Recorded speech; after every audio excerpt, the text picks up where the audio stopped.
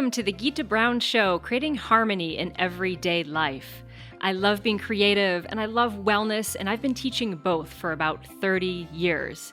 To be creative, it helps if you have a lifestyle that's full of wellness, because that's where your creativity starts. My philosophy is simple and based in yoga tradition. Simple practices done daily over a long period of time will naturally lead you to a lifestyle full of wellness, and from there, your creativity can flow. Today, we are talking about one of my all-time favorite topics, and one that is so challenging for so many of my students, which is meditation for beginners. I want to demystify this process, my friends. So many people think that they can't do meditation, that it's not for them, that it's too hard, or it's too mystical, or they have to have no thoughts, and they get all worked up about it before they've ever even tried to meditate. So I want to take everything that I have learned in 30 minutes of success and a whole lot of failure on the meditation cushion, and everything that my great teachers have taught me, break it down for you into a system that you can start using today. Because, my friend, I know if you hit play on this particular show, you've been always a little curious to try it. And you've always wondered, I feel like somehow that would be good for me. I can feel that my mind is maybe running away with me, or I feel that my emotions are flaring, or I feel that, I just don't have the concentration I need. Or like some of my students, everyone tells me that I should meditate, it'll be good for me, and I'm really resistant, but part of me is still curious. And maybe even you've been doing it for a long time and are just looking for a little reboot, a little inspiration. Wherever you are in that cycle, it's so perfect. And this episode is really going to help you today to kind of demystify it a little bit, break it down into a system, show you that all you have to do is just practice a few simple things, and the benefits are boundless. So I think you would probably feel more awesome and picture for just a second what your days would be like if you had a little more clarity. If decisions were easier to make, if you ever struggle with the decision this way or that way, this shirt or that shirt, should I go to that thing or not go to that thing? And it takes you a while to make a decision. What would it feel like if you had more clarity? What it would feel like for you if you have a tendency towards anxiety like I do, and you didn't feel anxious all of the time. You felt more steady, more comfortable. Or what if you, like some of my students, you have a lot of cravings for sugar, or they have cravings for wine after work, like cravings that kind of get in the way of your life. What if you didn't have those cravings anymore? What could you do with all of that energy that you have? And wouldn't it be nice to be like a kinder, nicer person to your family? Do you ever snap at the people you love, or find yourself lashing out, or you get pissed off in traffic and you're like, where is this coming from? Wouldn't it be nice to kind of let all that go and live a different way? Meditation can 100% do that for you. Absolutely. There's been so many studies done, my friends, so many, I won't mention them here now. I go over them all in a separate podcast, which is Meditation for Busy Minds. I cite all these benefits, and on that particular episode on my website, you'll find links to the specific studies that I mentioned there. But meditation has been proven to decrease anxiety, decrease depression, lower blood pressure, help with pain control, improve concentration, reduce cravings, help with addiction issues, on and on and on. There's a reason meditation has been around for thousands of years. Here's the good news. Everyone can meditate. I have taught people as young as, what's my youngest meditator? I think was the 5-year-old was when he started. Yep, he was 5. Now, it looks very different than adult meditation, but that kid learned meditation. My oldest student right now is in his 70s, and he meditates and is a brand new meditator. And everything in between. I teach children with special needs. I've taught children with severe to profound autism who have a really hard time sometimes being in the room and in their bodies. I've taught them how to meditate. I've taught people who have cancer and are going through active cancer treatment, radiation, worked with them on meditation. I've taught busy moms. Just you name it, 5th graders, who else? I've taught middle-aged people how to meditate. So guys, you can totally do this. If you hit play today, it tells me that you are the kind of person who wants a little something more out of life. You want that little bit of extra clarity, emotional balance, focus. You want better health. And you can absolutely do it. All you have to do is follow the steps. So grab a notebook for today because I'm going to break down the very specific steps. If you're in a place and you don't have a notebook, do not fear, my friends, because I'm a teacher and I'm writing down all the steps for you. It's all over on this show at gitabrown.com. It'll all be there listed out for you. You can always just hit print on that and use that as your guide. But there's a couple things you need. Got to teach you a mindset for success first. Go through the steps to follow for each meditation session. And then, of course, we're going to do a little meditation. And don't worry if you've never meditated. It's literally going to be like 3 minutes long. You can totally do 3 minutes. I've got you. I'm right there with you. But first, we're going to cover your mindset for success. And here's why. Because if you don't know why you're doing something, if you don't know the mindset to bring to something, if you don't know your motivation for doing it, you are not going to stick with it. Right? It's really hard to add a new healthy habit into your life unless you have a larger motivation for it. Unless you have this thing that makes you go yeah, I want that. Within a week or two, that good intention to do it is just going to drop by the wayside. You got to tie it to a higher purpose for yourself so you feel that ambition and drive. And then, of course, you need steps to follow, because without the steps to follow, it's just you're sitting there going, what should I be doing now? I have no idea. So here's some mindset stuff for you. How to handle all of your negative thoughts before you even meditate. I'm going to try to hit them all really quick. I go over these again in more detail and a little more nuance in the other version of this podcast, Meditation for Busy Minds. I go over this material in a slightly different way. So you can listen to that one too to kind of help you really get this sunk in. But number one, when you're meditating, the number one thing that students say to me is, I feel like I can't do it because I can't quiet my mind. I'm like, okay, well, it'd be a miracle if you could quiet your mind. And that's a little bit to me like a clarinet student coming to me as a beginner clarinet student and saying, well, I can't take a clarinet lesson because I don't know how to play the clarinet. And I'm like, but that's why you're at the clarinet lesson, right? So you're doing the meditation to learn how to observe your mind. Key difference there. You're not doing meditation to have your mind be this big blank thing that nothing ever happens in. That would be kind of like the opposite of what a mind does for you in the world, right? You're doing meditation to learn how to observe your mind. Even if it's a crazy, hot, running, anxious, stressed out, neurotic-driven mess the whole time you're meditating, fabulous! Bring all that right on into the meditation. Expect that. Expect to have thoughts. Expect to be challenged.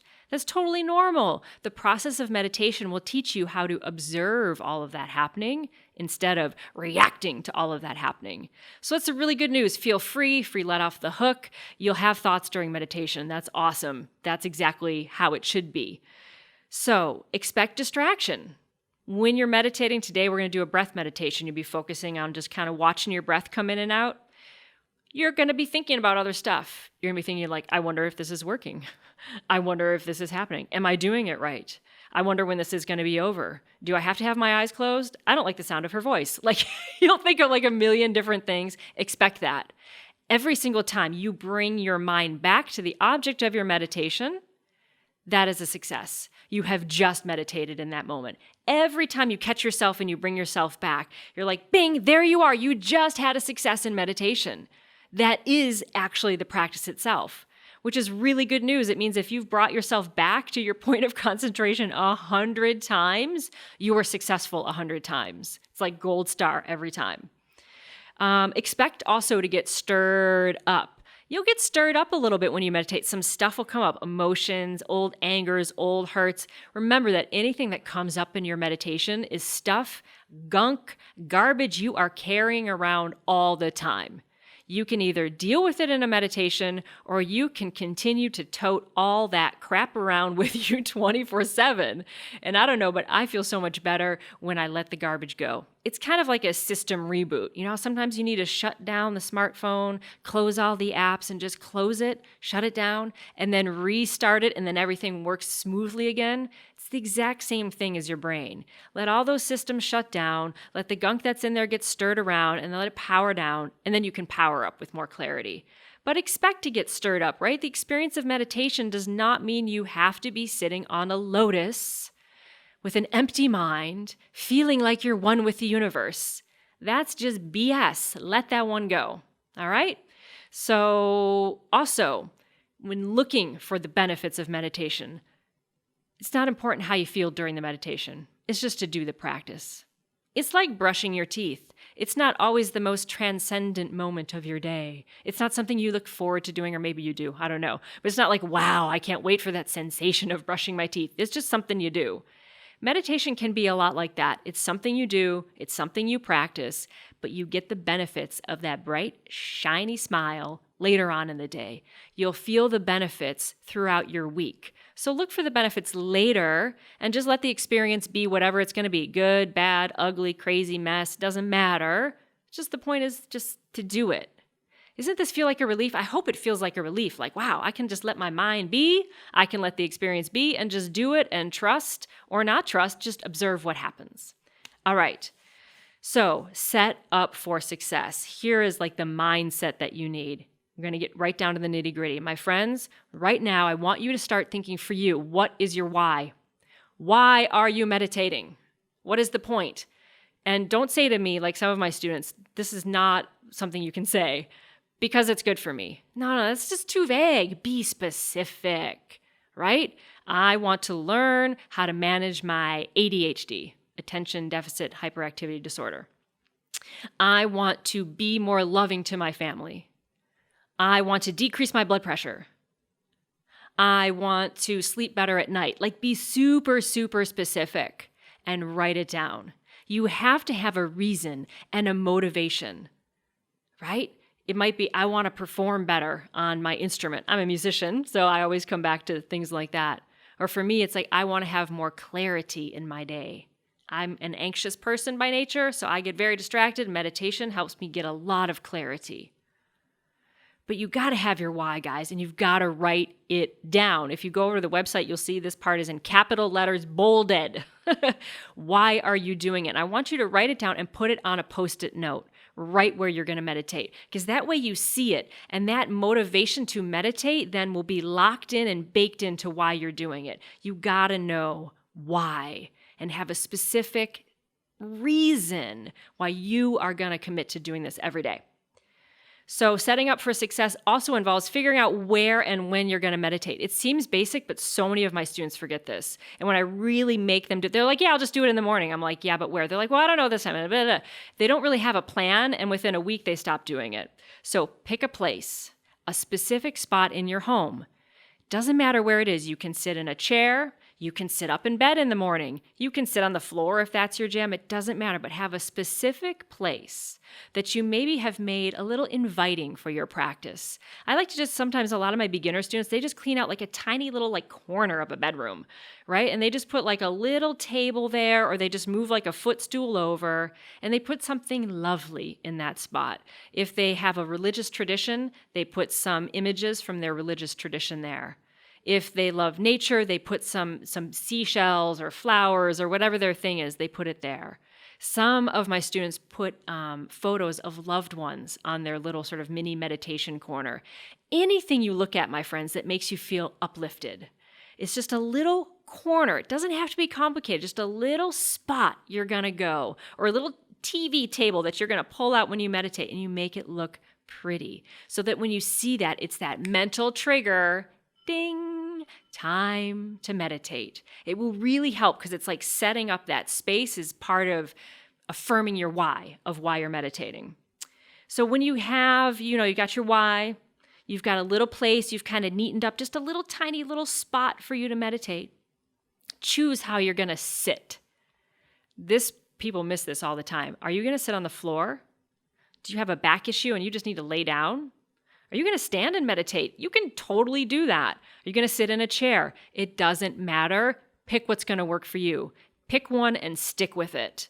Whatever you're going to do, so you have that. You've got your why, you've got your little spot, and you know how you're going to arrange your body. Because here's why. When your body is arranged in a good position for meditation, in yoga we call that a seat.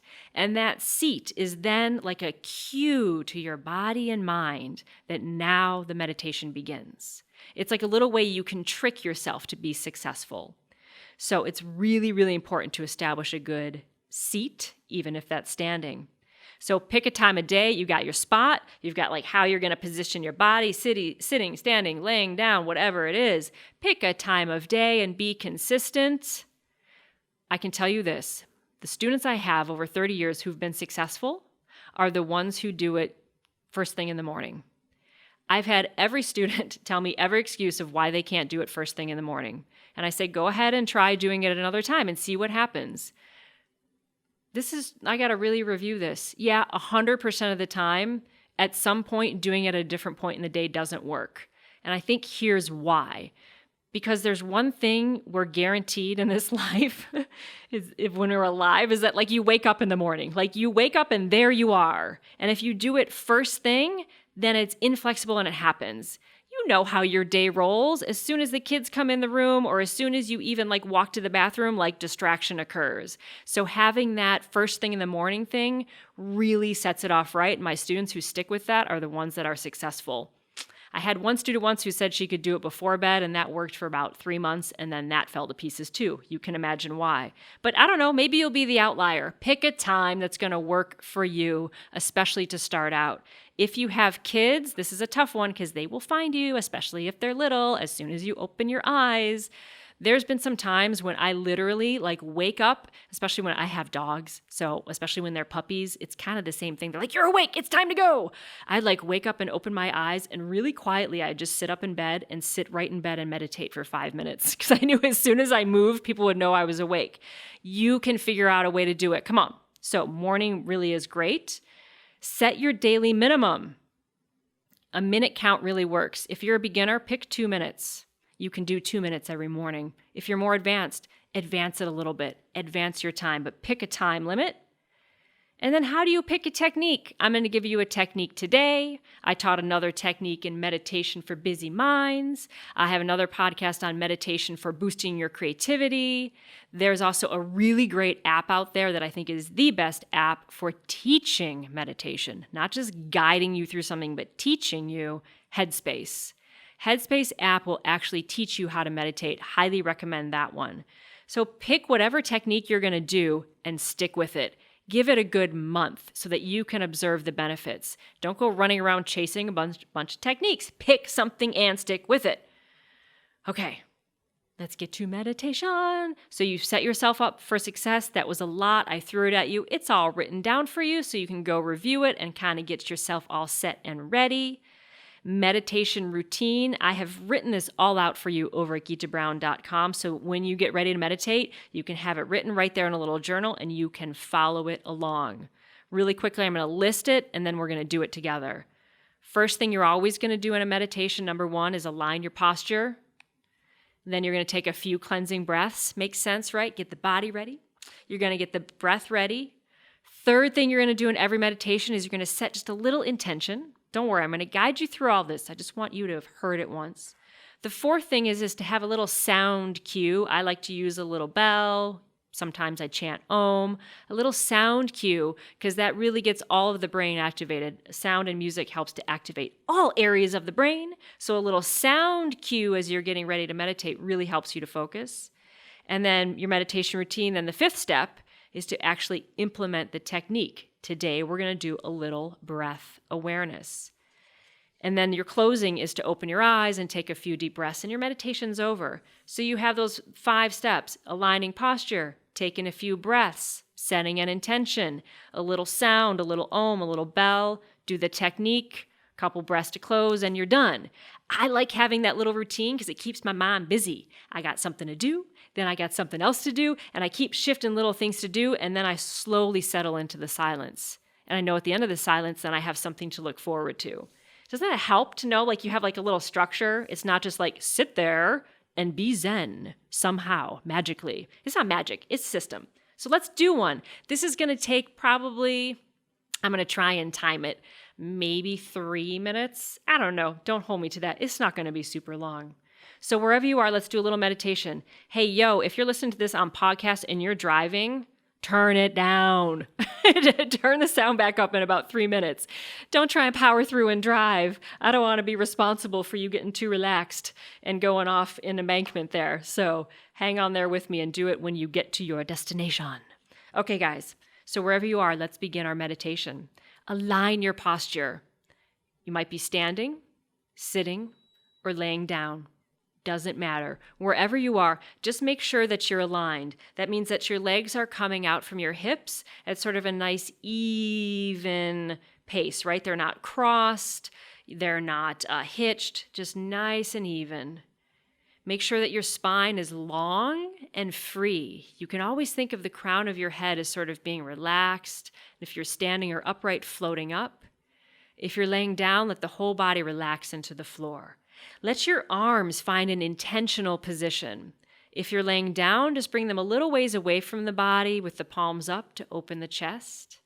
If you're seated, let the hands just rest in the lap, palms down, and just sort of align yourself for a moment. Let the shoulders relax and just start to drop any tension from the body. And then here you're just going to take 3 deep breaths in and out. Just a breath in through the nose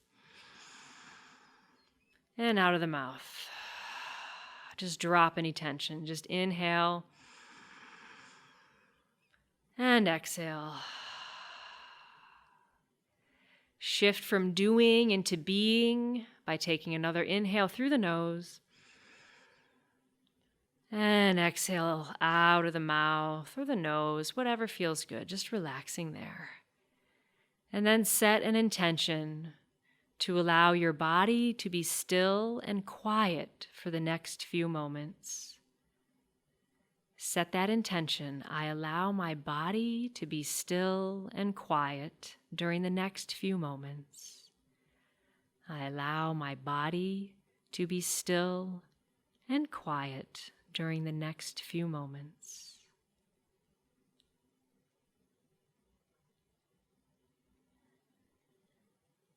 And then a gentle ring of the bell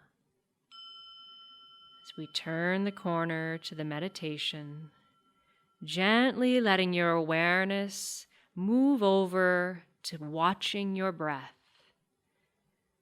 And just first notice what your breath is doing.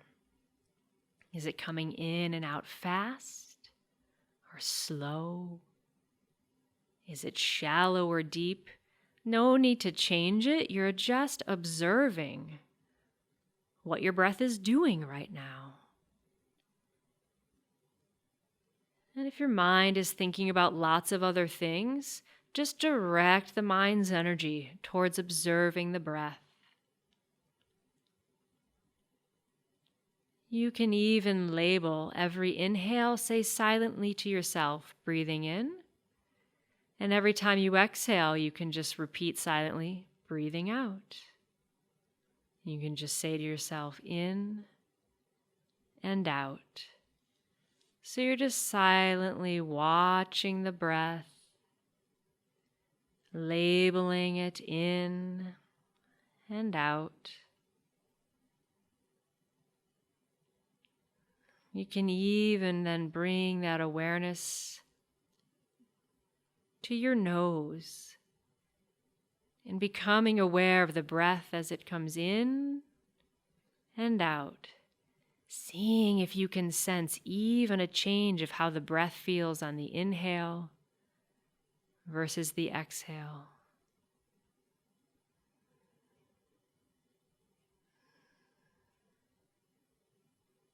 Just quietly watching the breath, labeling in and out. Noticing the breath through the nostrils, in and out. Anytime the mind gets distracted, just bringing it back to watching the breath in and out. Quietly watching the breath. Just a moment in time here, quietly observing.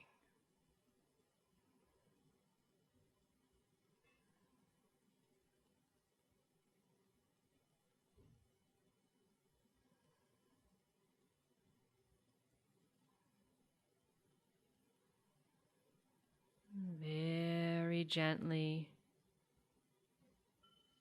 allowing the breath to become a little deeper, taking a breath in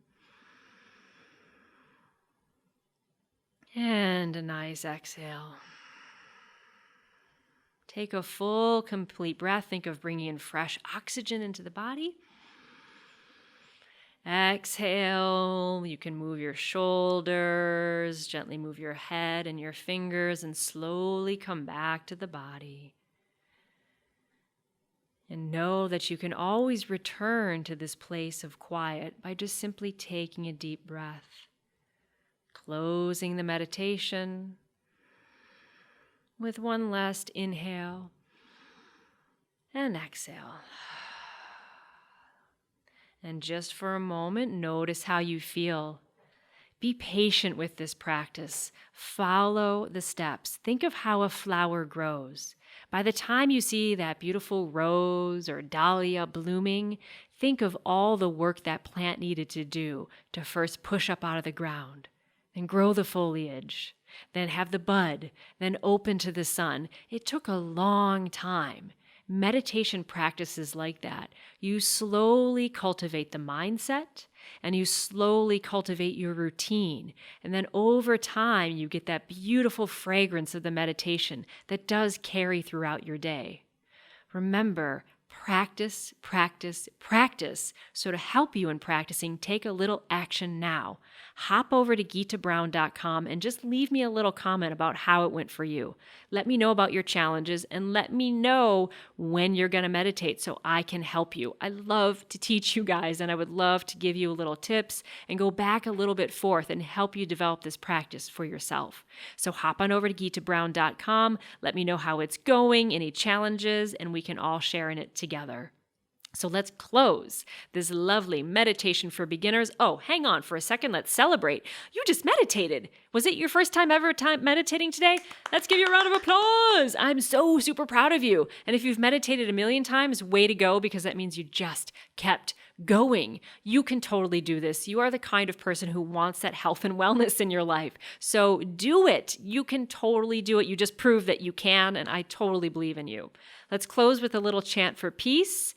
I'll give it to you in Sanskrit first, which is the original language from the integral yoga tradition. And then I'll give you the English translation afterwards. Let's build a little peace in our lives.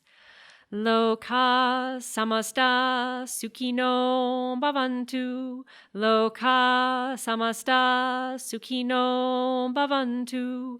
Loka samasta sukhino bhavantu. May the entire universe and you, my brand new meditator, be filled with peace and health, joy and love and light. I hope you have a very peaceful day. Oh, and guys, if you like this, check out the Winter Wellness Challenge. It starts Groundhog Day 2020, 7 days to refresh your body, mind, and spirit. We do this kind of stuff and way, way, way more. So check that out over at gitabrown.com. Take good care, my guys. Om Shanti. See you soon.